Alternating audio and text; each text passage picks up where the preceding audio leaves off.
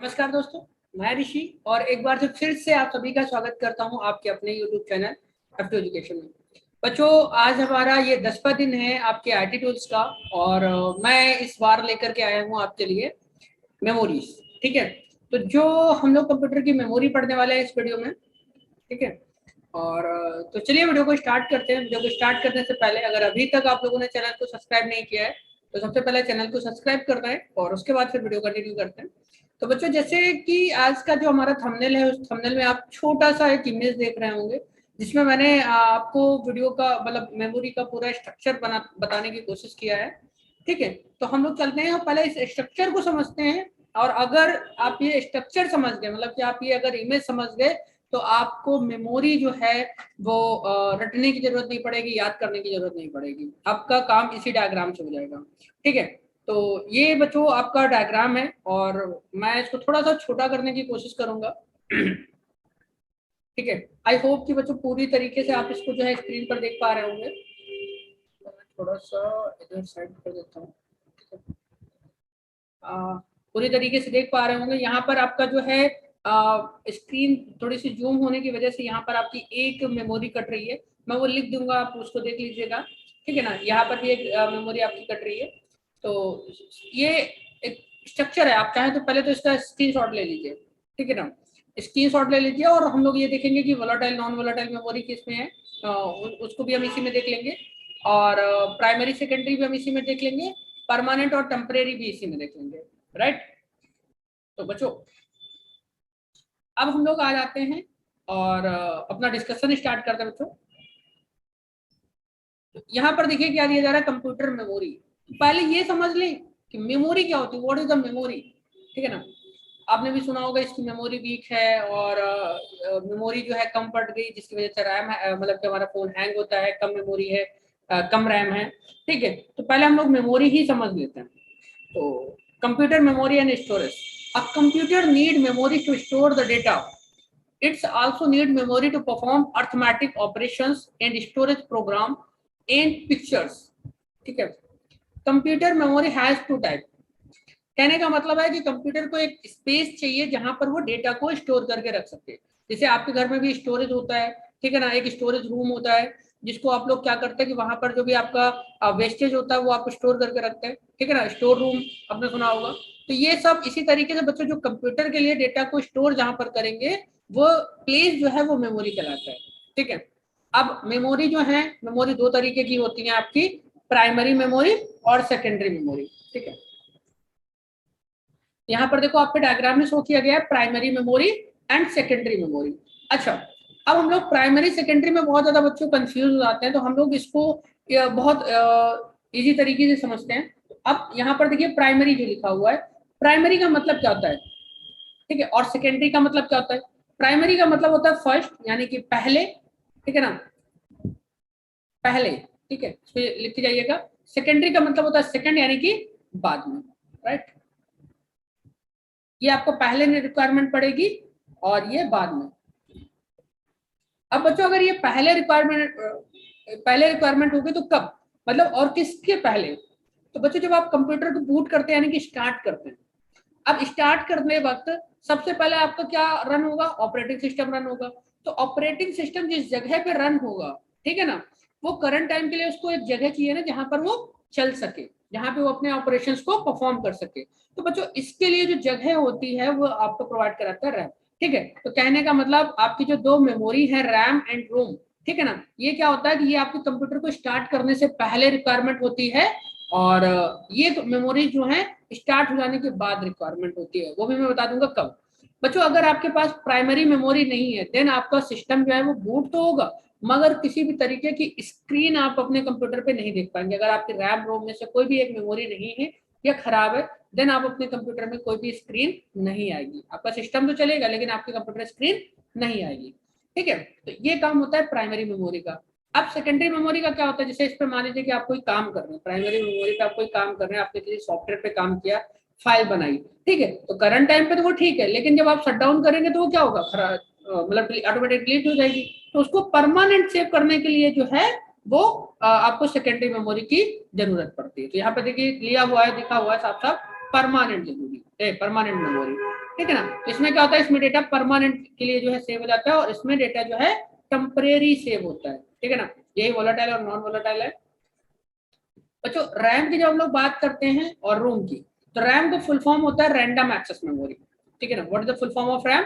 Random access memory, random access memory, ठीक है। अब रैंडम एक्सेस मेमोरी जो है बच्चों, ये क्या करते हैं, there are two type of random access memory, S RAM and D RAM. यहाँ पर देखिए ये डी रैम लिखा हुआ है, S RAM and D RAM. आप इन सभी के फुल फॉर्म जरूर लिख लीजिएगा बच्चों, और यही आपकी वोलाटाइल मेमोरी कहलाती है। वोलाटाइल और नॉन वोलाटाइल में कंफ्यूज मत होना, वोलाटाइल में आपका रैम आ जाएगा और नॉन वोलाटाइल में आपकी रोम आ जाएगी, ठीक है। रैम जो है आपकी टेम्परेरी मेमोरी होती है, यानी कि अगर कोई पूछता है कि what is the temporary memory, then आप रैम बताएंगे। अगर एस रैम डी रैम कुछ भी दिया गया है तो ये आपके ऑप्शन हो जाएंगे, ठीक है। तो बच्चों एस रैम का जो होता है फुल फॉर्म आ जाएगा स्टैटिक, इसका जो होता है स्टैटिक। जो रैम का ऑलरेडी मैंने लिखा हुआ तो सिर्फ एस का लिख रहा हूँ, एस का मतलब होता है स्टैटिक, और डी का हुआ बच्चों डायनामिक, ठीक है। ये डी का होगा, D for dynamic random access memory, static random access memory, ठीक है। और ये रैम का होता है रैम रैंडम एक्सेस मेमोरी, ठीक है। अब इसके बाद बच्चों हम लोग आ जाते हैं और बात करते हैं रोम की अपनी। अभी हम लोग ये अपना सेकेंडरी पार्ट जो है उसको छोड़ के रखते हैं, पहले प्राइमरी फिनिश करते हैं। तो जैसे ही हम लोग आ जाते हैं रोम पे और रोम पे की बात करते हैं, तो रोम का बच्चों फुल फॉर्म होता है रीड ओनली मेमोरी। आप लोगों ने पढ़ा होगा इसको, रीड ओनली मेमोरी, ओके। ये रीड ओनली मेमोरी हो गया बच्चों। और इसी के साथ हम लोग जब आते हैं पार्ट ऑफ द रोम, तो बच्चों ये तीन तरीके की होती है बेसिकली, अब तो काफी ज्यादा आने लगी है, लेकिन हमारे जो सिलेबस में होगा वो सिलेबस के हम लोग तीन टाइप पढ़ लेते हैं। तो यहाँ पर देखिए, पहले तो सबसे पहले आपको पी रोम दिया गया है, ईपी रोम दिया गया है, एक और टाइप इसका रह गया है जिसका नाम है ईईपी रोम। इसको आप लोग लिख लीजिएगा, ईईपी रोम, ठीक है। पी रोम, ईपी रोम और ईईपी रोम। अब पी रोम का फुल फॉर्म क्या होता है बच्चों? रोम का तो हमें पता है रीड ओनली मेमोरी, राइट। अब पी का होगा यहाँ पर प्रोग्रामेबल, हो जाएगा programmable, programmable read only memory. अब ये क्या हो जाएगा भाई, ईपी रोम का मतलब क्या हो जाएगा? ईपी रोम का हो जाएगा erasable, erasable programmable, erasable programmable read only memory, ठीक है। तो इसका पहले वाले का है programmable read only memory, erasable programmable read only memory. अब ईईपी की जब हम लोग बात करते हैं तो इसका आ जाएगा इलेक्ट्रिकली, ठीक है, इलेक्ट्रिकली इरेजेबल, ठीक है, प्रोग्रामेबल रीड ओनली मेमोरी, ठीक है ना। Electrically erasable programmable read only memory, right. ये आपका हो गया बच्चों प्राइमरी मेमोरी, ठीक है ना। प्राइमरी मेमोरी फिनिश हो गया। इसके बाद हम आ जाते हैं सेकेंडरी मेमोरी की बात करते हैं। तो सेकेंडरी मेमोरी में बच्चों जो भी चीजें आपकी आती हैं, ठीक है ना, जो भी चीजें आप लोगों ने देखी हैं वो आपकी क्या हो जाएंगी, सेकेंडरी मेमोरी हो जाएंगी। अभी मैं आपको स्ट्रक्चर वाइज भी रैम और रोम दिखा दूंगा, और मदरबोर्ड में किस जगह पर स्टेबल होती है वो भी मैं दिखा दूंगा, ठीक है ना। एक मिनट दीजिए मुझे। तो पहले हम लोग सेकेंडरी मेमोरी डिस्कस कर लेते हैं। तो सेकेंडरी मेमोरी में बच्चों क्या आता है आपका, जैसे कि सबसे पहले हम लोगों ने दिया है हार्ड डिस्क ड्राइव, ठीक है। हार्ड डिस्क भी अभी देखेंगे। सीडी डीवीडी आप लोगों ने बहुत ज्यादा नाम सुना होगा, सीडी डीवीडी का बहुत ज्यादा यूज किया होगा बच्चों। इनको ब्लूरे डिस्क भी कहते हैं हम लोग, पेन ड्राइव, जिसका शॉर्ट फॉर्म में हम लोग पीडी आजकल बोलते हैं, मैग्नेटिक टेप, ठीक है बच्चों। इसके अलावा यहाँ पर और कुछ भी मेमोरी है, यहाँ पर एसएसडी, ठीक है। उसके अलावा फ्लॉपी डिस्क, ठीक है। मैं इन सभी के डायग्राम अभी आपको वन बाय वन करके शो कर दूंगा ताकि आप जो है उसे अच्छे से समझ पाए, ठीक है। फ्लॉपी डिस्क हो गया, और इसके बाद जैसे गूगल ड्राइव, ठीक है, या कह सकते हैं कि क्लाउड स्टोरेज, ठीक है, क्लाउड स्टोरेज भी नाम आ जाता है। क्लाउड स्टोरेज में जैसे गूगल ड्राइव वगैरह हो गया, जैसे हम लोग गूगल पे जो है चीजें लेते हैं, स्टोरेज परचेज करते हैं, तो वो सब चीजें। तो बच्चों पहले हम इसका डायग्राम देख लेते हैं और फिर आगे चल करके जो है इसके बारे में थोड़ा सा और डिटेल में पढ़ेंगे। ओके, तो सबसे पहले हम लोग आ जाते हैं इधर, और यहाँ पर जो है सबसे पहला डायग्राम ले लेते हैं रैम का। ठीक है, सॉरी,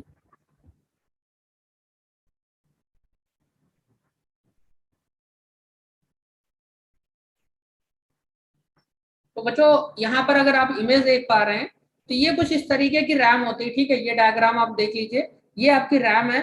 और अगर ये मदरबोर्ड में देखिए इस तरीके से रैम को जो है स्टेबल किया जाता है। अगर कोई डायग्राम दिखता है तो मैं इसको दिखाता हूँ। मदरबोर्ड में कुछ इस तरीके से रैम को जो है फिट किया जाता है। ये देखिए, ये रैम स्लॉट है मदरबोर्ड का। ये देखिए, ये थोड़ा सा है यहाँ पर जो है, ये ये रैम स्लॉट है, और ये रैम स्लॉट है। और इसमें देखिए 4 स्लॉट दिए गए हैं बच्चों। किसी किसी सीपीयू में 2 स्लॉट होते हैं, किसी में 4 स्लॉट होते हैं। ठीक है, 4 स्लॉट का मतलब जैसे आपके मोबाइल फोन में 2 सिम स्लॉट होता है तो आप 2 सिम डालते हैं, आप चाहे तो 2 डालें चाहे तो 1 डालें। ठीक है ना। उसी तरीके से यहाँ पर अगर जैसे 4 स्लॉट दिए गए तो चाहे आप 1 लगाएं, 2 लगाएं, 3 लगाएं, 4 लगाएं, जितनी रैम आपको चाहिए आप उतनी रैम यहाँ पर लगा सकते हैं। यहाँ पर देखिए, ये आपका सीपीयू लगा हुआ है, ये आपका मदर रैम लगा हुआ है। ठीक है ना, ये इस तरीके का जो है आपका स्ट्रक्चर होता है बेसिक रैम का। ठीक है, तो अब हम लोग आ जाते हैं,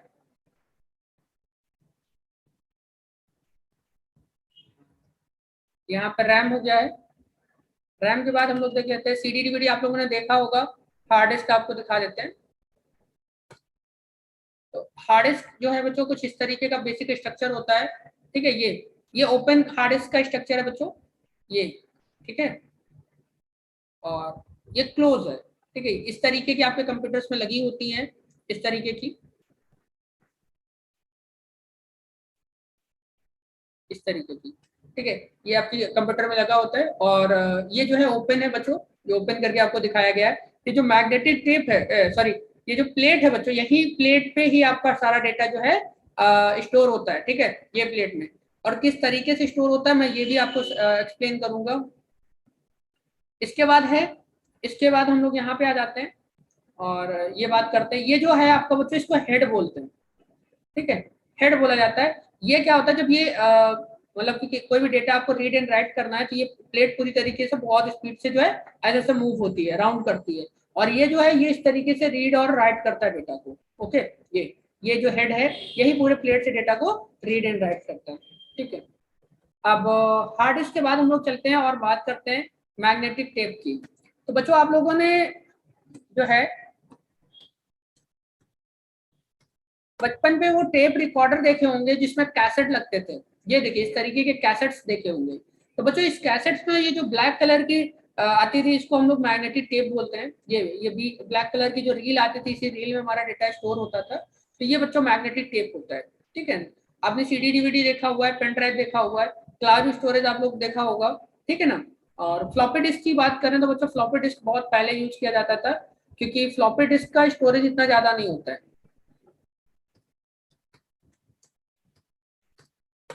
ठीक है, तो यहाँ पे फ्लॉपी डिस्क, ये देखिए फ्लॉपी डिस्क जो है पहले यूज किए जाते थे, अब उसका लगभग लगभग बंद हो गया है। ओके, ये फ्लॉपी डिस्क है। तो बच्चों आई थिंक आपको प्राइमरी और सेकेंडरी क्लियर हो गया होगा। तो अब हम लोग चलते हैं और आगे की चीजें देखते हैं। आई थिंक बच्चों आपका जो मेमोरी सेक्शन है वो 2 पार्ट्स में जाने वाला है। ठीक है, तो यहाँ पर देखिए प्राइमरी मेमोरी दिया गया है। तो प्राइमरी मेमोरी जैसे कि मैंने आपको बताया कि जिसके बिना आपका सीपीयू, आपका ऑपरेटिंग सिस्टम है जो बूट नहीं हो सकता, रन नहीं हो सकता है, तो उस जगह पर आपको प्राइमरी मेमोरी नीड होती है। अब जैसे प्राइमरी मेमोरी में सबसे पहले क्या आ गया था, रैम। रैम हमने बात की थी, तो रैम, और रैम का फुल फॉर्म क्या था आपका, रैंडम एक्सेस मेमोरी। ठीक है, जो कि कहाँ पे लगी होती है, मदरबोर्ड में। देखिए यहाँ पे साफ साफ दिया गया है, इस hardware device located on the motherboard of a computer. अभी मैंने आपको दिखाया रैम कहाँ पे लगी होती है, मदरबोर्ड पे लगी होती है ना। It acts an internal memory of CPU. ठीक है ना, इट इज मच फास्टर। बच्चों ये बहुत तेज होती है। ठीक है, it is much faster to read from and write. Okay,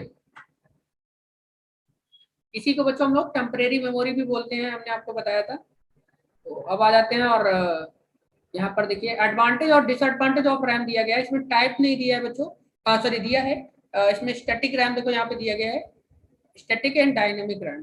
ठीक है, तो पहले रैम के एडवांटेज और डिसएडवांटेज देख लेते हैं। तो सबसे पहला है आपका RAM. RAM is used to store the data for processing on CPU.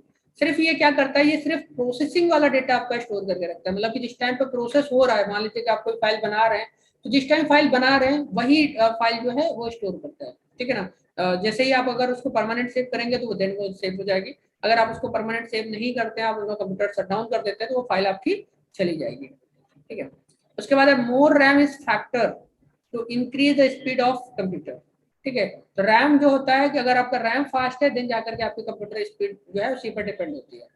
If CPU want to read the data from the RAM then it is the fast as compare to the data access from the hard disk. कहने का मतलब है कि अगर आपका computer चाहता है कि वो कोई डेटा रीड करे तो उस जगह पर रैम बहुत फास्ट होगी according to hard disk, CD DVD या फिर फ्लॉपी डिस्क या फिर यूएसबी।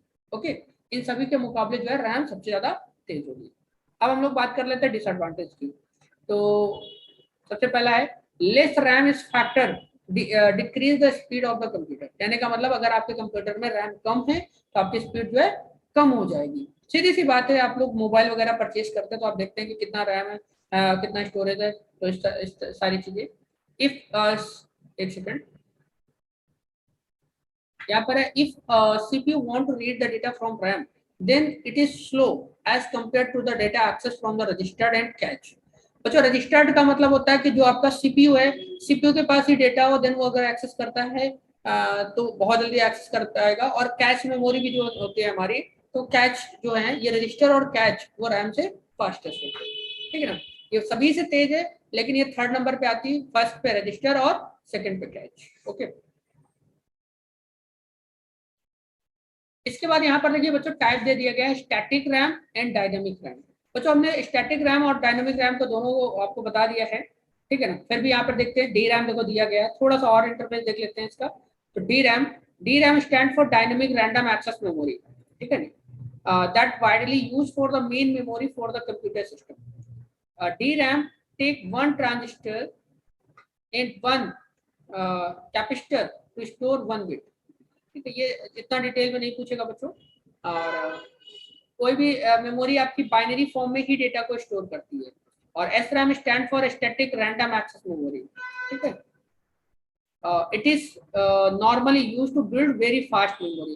कहने का मतलब जहाँ पर बहुत अच्छे लैपटॉप होते हैं जो वेरी जिनकी स्पीड बहुत ज्यादा होती है वहां पर स्टैटिक यूज किया जाता है। ठीक है ना, वहां पर देखिए कि एक ट्रांजिस्टर और एक कैपेसिटर यूज किया जाता था, यहाँ पर 6 ट्रांजिस्टर यूज किए जाते हैं। ठीक है ना, चलिए तो हमारा यहाँ पे रैम फिनिश हो गया है और आगे चलते हैं और हम लोग रोम ले लेते हैं। बच्चों प्राइमरी मेमोरी जो है हम लोग इसी वीडियो में फिनिश करेंगे और जो हमारा सेकेंडरी मेमोरी होगा, सेकेंडरी मेमोरी हम लोग नेक्स्ट वीडियो में फिनिश करने वाले हैं। ओके, ये हो गया आपका प्राइमरी मेमोरी। और सॉरी, अब इसके बाद हम लोग आ जाते हैं रैम पे बात करते हैं। ठीक है, और रैम का जैसे कि मैंने आपको फुल फॉर्म पहले ही बता दिया था आपका रीड ओनली मेमोरी। ठीक है, आप इस मेमोरी को जो जब स्टार्टिंग में आती थी तब आप क्या कर सकते थे, इस मेमोरी से डेटा आप सिर्फ रीड कर सकते थे, या आप किसी भी तरीके का डेटा जो है वो आप ऐड नहीं कर सकते थे, उसमें राइट नहीं कर सकते थे। अब इसमें होता क्या एक्चुअली, अगर डेटा ये पहले से रीड होकर के आता है तो इसमें क्या होता है, छोटे छोटे प्रोग्राम्स आते हैं इसमें ऑलरेडी बन करके, तो उनको हम लोग माइक्रो प्रोग्राम्स बोलते हैं। छोटे छोटे प्रोग्राम्स आते हैं। ठीक है ना, तो देखिए यहाँ पे such functions are performed by written special programs called micro program. Micro program generally execute a low level machine functions. ठीक है ना, इस तरीके से। अब एडवांटेज और डिसएडवांटेज देख लेते हैं, उसके बाद फिर डिफरेंस बिटवीन रैम एंड रोम भी देख लेंगे। ये थोड़ा सा रैम एंड रोम इम्पोर्टेंट भी है। तो एडवांटेज ऑफ रोम में देख दिया गया है the chip has be taken out the system for the erasing and programming. ठीक है ना, तो ये क्या करता है कि आपका जो डेटा वगैरह इरेज होता है और प्रोग्रामिंग में ये ज्यादा अच्छे से काम करता है। Selective erasing is not possible. अगर आप इसको इरेज करना चाहते हैं तो देन ये पॉसिबिलिटी नहीं है कि आप इसको इरेज कर पाएंगे। डिसएडवांटेज ऑफ रोम में क्या है, ईपी रोम, ठीक है, सॉरी ईपी रोम अभी हमने जो आपको बताया था, are more flexible than the ROM, यानी कि ईपी रोम जो है वो ज्यादा अच्छी है रोम के अकॉर्डिंग। PROM due to its programmability features, ठीक है ना। तो ईपी रोम जो है वो पी रोम और रोम से ज्यादा अच्छी है। Okay, type of read only memory, तो बच्चों यहाँ पर देखिए type of read only memory में कई सारे टाइप दिए गए हैं, ठीक है, हम लोगों ने 3 पढ़े थे। और वैसे अगर इंपॉर्टेंस की बात करें तो बच्चों यही 3 इंपॉर्टेंट है, बाकी इसमें बहुत सारा दिया गया है, तो हम लोग उनको भी डिस्कस करते हुए चलते हैं। तो पहला है मास्क रीड ओनली मेमोरी, ठीक है ना। मास्क रीड ओनली मेमोरी में क्या था, द वेरी फर्स्ट रोम, यानी कि सबसे पहली रैम थी, इसको आप यहाँ पे डाल सकते हैं कि which one the first read only memory या फर्स्ट रोम, ठीक है। तो मास्क रीड ओनली मेमोरी था, ठीक है। इसके बाद है प्रोग्रामेबल रीड ओनली मेमोरी, जो हमने आपको बताया था पी रोम बच्चों, ये पी रोम वही है जो भी हमने आपको एक्सप्लेन किया है। और पी रोम के बाद देखिए यहाँ पर ईपी रोम दिया गया है, erasable and programmable read only memory, ठीक है ना। हम इन दोनों को ऑलरेडी आपको एक्सप्लेन कर चुके हैं। फिर उसके बाद यहाँ पर देखिए ये दिया गया है EP ROM, erasable electrically erasable and programmable read only memory, ठीक है ना। तो ये दिया गया है। उसके बाद यहाँ पर फ्लैश रीड ओनली मेमोरी भी दिया गया है। It is a universal flash programming non volatile utility, ठीक है, नॉन वोलेटाइल है और used in computer as store medium, it can be electrically erased in program. ये कहने का मतलब है कि ये जो है ये दोनों इलेक्ट्रिकली इरेज कर की जा सकती हैं और रीप्रोग्राम भी की जा सकती है, लेकिन इससे पहले वाली जो थी वो रीप्रोग्राम नहीं की जा सकती थी, यानी कि आप उसमें प्रोग्राम नहीं कर सकते थे। फिर उसके बाद बच्चों हम लोग आ जाते हैं और बात कर लेते हैं डिफरेंस बिटवीन रैम एंड रोम की, ठीक है। तो बहुत छोटा सा है ये, आसानी से क्लियर हो जाएगा। तो the difference the following tables are shown, तो यहाँ पर पहला ले लेते हैं। तो ये क्या है, टेम्परेरी स्टोरेज, और ये क्या है, परमानेंट स्टोरेज। रोम में परमानेंट स्टोरेज इसलिए होता है, इसलिए मैंने आपको बताया था नॉन वोलेटाइल मेमोरी में, क्यों, क्योंकि ये क्या करता है, डेटा को जब इसमें एक बार प्रोग्रामिंग हो जाती है तो ये परमानेंट बना रहता है, ठीक है ना। उसके बाद स्टोर डेटा इन एमबी, ये क्या करता है, एमबी में डेटा को स्टोर करता है, और ये डेटा क्या करता है, जीबी में स्टोर करता है, ठीक है ना, गीगाबाइट्स। इसके बाद ये क्या है, वोलाटाइल और नॉन वोलाटाइल, जैसे कि अभी आप पहले वाले डायग्राम में आपने देखा था, ये वोलाटाइल है और ये नॉन वोलाटाइल है। यूज इन नॉर्मल ऑपरेशन, ये नॉर्मल ऑपरेशन के लिए यूज किया जाता है। Use for startup process of computer, ठीक है ना, स्टार्टिंग जो प्रोसेस होता है उसके लिए ये यूज किया जाता है। रिटन डेटा इज फास्टर, यानी कि इसमें डेटा जो है तेजी से लिख जाता है और इसमें थोड़ा स्लो लिखता है। ओके, तो आई थिंक बच्चों आपको मेमोरी का जो प्राइमरी मेमोरी है वो पूरी तरीके से कंसेप्ट क्लियर हो गया होगा, और हम लोग जो है अपना सेकेंडरी मेमोरी पार्ट सेकंड में लेके आने वाले हैं। तो तब तक वेट करिए, और आई होप जल्दी से मिलते हैं, और तब तक के लिए आप वीडियो को शेयर कर लीजिए अपने दोस्तों के साथ। मिलते हैं नेक्स्ट वीडियो में, तब तक के लिए थैंक यू।